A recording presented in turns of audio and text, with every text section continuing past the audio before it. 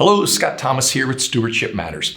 I often get asked questions on various topics. One of the topics is, how much life insurance should I purchase? Like most planning, it depends on many factors. Those of you with little patience, we'll just say it's 10 times your annual income. All right. So how do insurance professionals and financial advisors get trained in regards to the amount of life insurance on an individual should purchase? So up front, we're talking about personal life insurance. We're not talking about business life insurance, which could include a buy-sell agreement. It could be collateral for a business loan or key person insurance. Personal being defined as individuals wishing to provide liquidity coverage for family or for friends. So let's address some of the more common methods of determining the amount of life insurance coverage. There is a systematic way to address the amount of life insurance. You add up all of your debts, your funeral costs. You decide how many years of your annual salary you'd like to provide for those you leave behind. Then you want to make sure that you pay off maybe a mortgage, other loans that might be in place, and you decide, hey, I'd like to help my kids, or I'd like to help someone with school, college, or other expenses. You add all that stuff together. You would subtract out your current life insurance that you have in place. You could take away investments that are not in your retirement plans. Don't forget the group insurance from your employer as well. So the group insurance is life insurance that's in place, and that should be brought back into this calculation. All right. So you subtract out those liquidity things that could provide that cash flow. So what is all this as far as is there something missing? So oftentimes people will say, am I missing something in this? Well, what it doesn't cover is the unpaid services that parents and caregivers provide.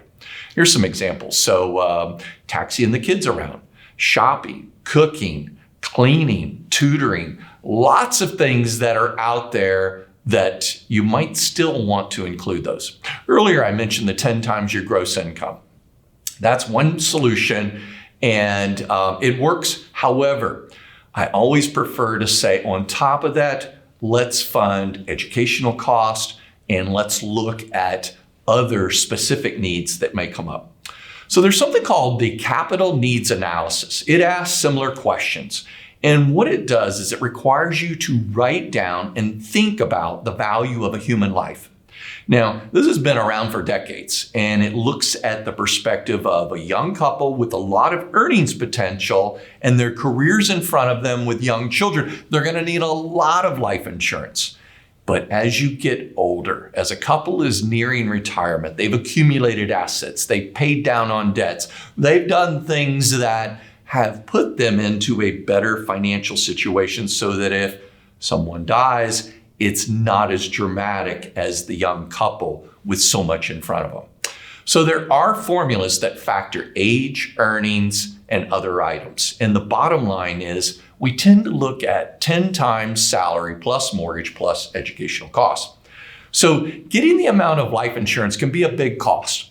Oftentimes, it's best to address this on a temporary basis with temporary insurance called term life.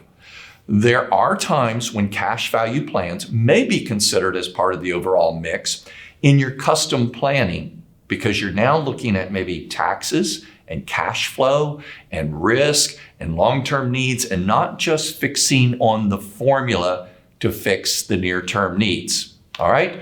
So another important factor, having a successful plan, is having an objective financial professional help you with planning on where are the buckets going to come from? Where's the money going to be provided? So you pass away and now you're looking at this other person. Which buckets? Some of those buckets are expensive, and how you take that matters. So distributions, where you take it, the taxes, the risk, the probability of running out, all of this needs to be factored in. So you want to build a place where flexible dollars, a critical aspect of your distribution planning. So get coverage in place now, because we don't know what your health's going to look like tomorrow. Insurance rates are low. They're easy to build into the budget when you're young and healthy. Oftentimes it's very inexpensive to be able to do this, and good health matters for the underwriting. So I actually have people ask me, is there a maximum that people can get? Underwriters will oftentimes, they'll say, 20 times earnings may be a max. They'll have, if you try to go more than that, then now you have to explain, oh, there's a debt. Oh, there's a special circumstance. So there are unusual things that will happen in the underwriting process. Now, you may have different insurance for different objectives. You may have some term insurance for, let's say, a 10 or 20 year period, and you may have some permanent insurance for a longer period. There are different ways of structuring. Shopping this online is great, and it's a lot less hassle and very convenient. I would recommend that you only look at A and A+ rated carriers when you are shopping for insurance.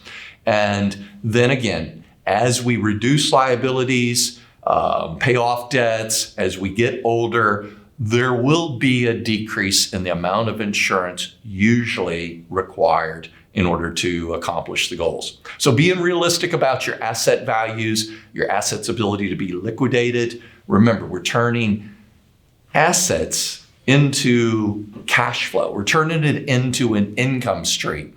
So the surviving partner, if it's tied up in real estate that could not be liquidated, or it's land that may not have a great market for it, you want to have an experienced professional ask you some questions. You may say it's worth this, but it may be one last thing that you want to get in place. So you want to get insurance. You want to figure out, how am I going to get money out of this? How am I going to get the cash flow out of this?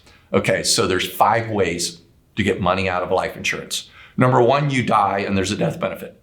Number 2, you cash out a surrender cash value out of a policy. Number 3, you can do what's called withdrawals and loans, dividends from a cash value policy. Number 4, this is sickness and illness. So some people call it the terminal illness rider. It is sickness, and you can get access early to death benefits without paying taxes, and have that done today. The 5th one is called a structured sale or a life settlement. This is geared towards those who are age 65, wish to sell their term that's convertible to a permanent or a cash value policy, often for more money than they expected. Thank you for watching, and you can reach out to me, Scott at stewardshipmatters.net.